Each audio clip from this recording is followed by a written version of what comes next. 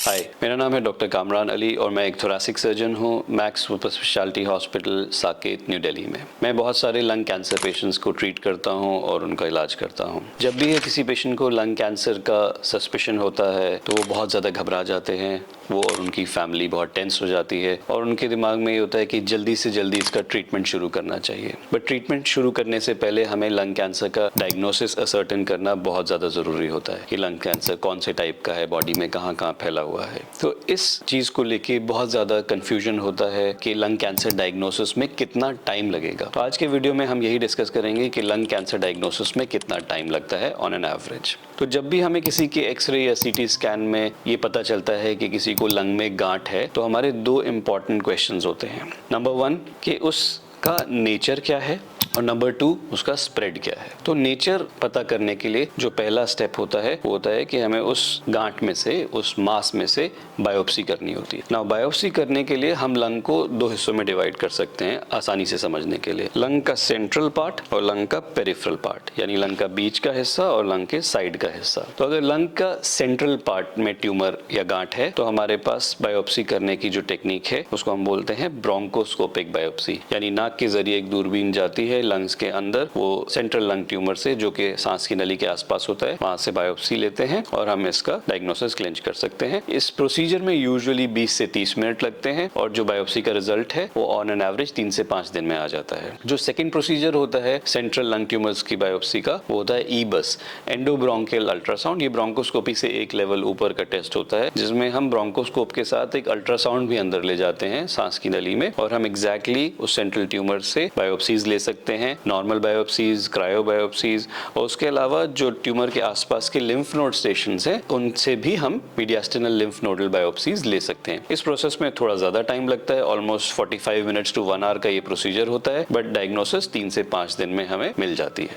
अगर lung tumour peripheral part of lung में है तो हमारे पास दो बायोप्सी के ऑप्शंस होते हैं। पहला बायोप्सी का ऑप्शन होता है सीटी गाइडेड बायोप्सी, यानी हम मरीज को सीटी स्कैन में लटाते हैं, एक सीटी स्कैन करते हैं और हम उस लीजन को डिटेक्ट करते हैं और उसी टाइम पे एक नीडल डाल के उसमें से बायोप्सी ले लेते हैं अंडर द विजन, ताकि हम एग्जैक्टली उस ट्यूमर के अंदर से टिश्यूज को उठाएं और आसपास के नॉर्मल टिश्यू से लंग को ना टच करें। सीटी गाइडेड बायोप्सी में 15 से 20 मिनट का प्रोसीजर होता है और अगेन 3 से 5 दिन में इसका डायग्नोसिस आ जाता है। जो सेकंड तरीका होता है पेरिफेरल लंग ट्यूमर से बायोप्सी लेने का, वो होता है वैट्स बायोप्सी। ये यूजुअली नॉर्मल पेशेंट्स में नहीं किया जाता है, ये सिर्फ उन कंडीशंस में किया जाता है कि जब हमने सीटी guided biopsy multiple times attempt कर ली और हमें कोई भी डायग्नोसिस नहीं मिल पा रहा है, सफिशिएंट टिश्यू सेल्स नहीं आ रहे हैं और डायग्नोसिस के बिना हम ट्रीटमेंट नहीं कर सकते, तो कई बार हम वैट्स बायोप्सी करते हैं जिसमें हम एक छोटी सी सर्जरी के थ्रू अंदर जाते हैं, कैमरा डालते हैं, उस ट्यूमर को आइडेंटिफाई करते हैं और उसको वेज आउट कर देते हैं, यानी उसको रिसेक्ट कर देते हैं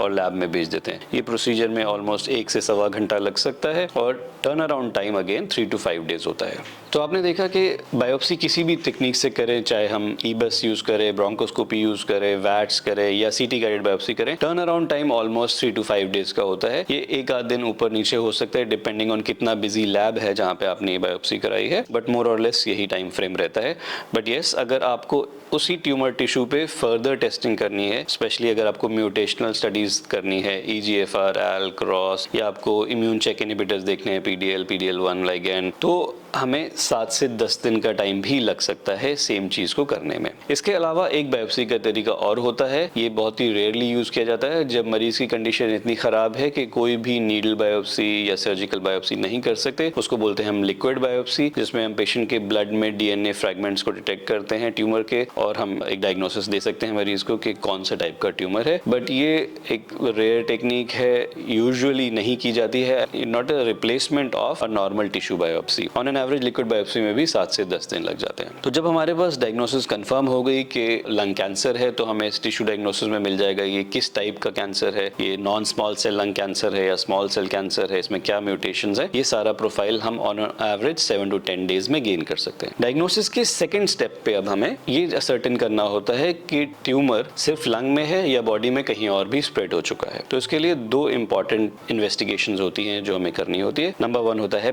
पेट स्कैन। पेट CT होल बॉडी एक स्कैन होता है जिसमें हम पूरी बॉडी को स्कैन करते हैं और ये हमें बताता है कि कहाँ पे हमें एक्टिविटी दिख रही है, यानी उस ट्यूमर के अलावा क्या उसके आसपास के लिम्फ नोड्स में कुछ एक्टिविटी है या बॉडी में कहीं और, जैसे कि लिवर, बोन्स, एड्रीनल, कहीं और भी कोई एक्टिविटी है तो उस पेट स्कैन में पिक हो जाता है। इससे हमें ये पता चलता है कि ट्यूमर किस स्टेज का ट्यूमर है, क्योंकि लंग कैंसर का ट्रीटमेंट उसकी स्टेज के अकॉर्डिंगली ही किया जाता है। स्टेज 1 और स्टेज 2 में प्रिडोमिनेंटली सर्जरी से और स्टेज 3 एंड स्टेज 4 में कीमोथेरेपी और अदर मोडालिटीज से ट्रीट किया जाता है मोटा मोटा। पेट स्कैन का एक शॉर्ट कमिंग ये है कि ब्रेन के इन्वॉल्वमेंट को ही अच्छे से रूल आउट नहीं कर पाता है। तो हम जब पेट स्कैन करते हैं तो उसके अलावा एक कॉन्ट्रास्ट एनहांस्ड MRI भी करते हैं ब्रेन का, जिसमें हम ये देख सकते हैं कि वो ट्यूमर लंग से निकलकर ब्रेन में स्प्रेड तो नहीं हुआ है। पेट स्कैन का जो ड्यूरेशन होता है वो 1 दिन में हो जाता है पेट स्कैन जिस भी मरीज का, और नॉर्मली सेकेंड डे उसकी रिपोर्ट आ जाती है। सिमिलरली MRI भी करीब 1.5 से 2 घंटे का प्रोसीजर होता है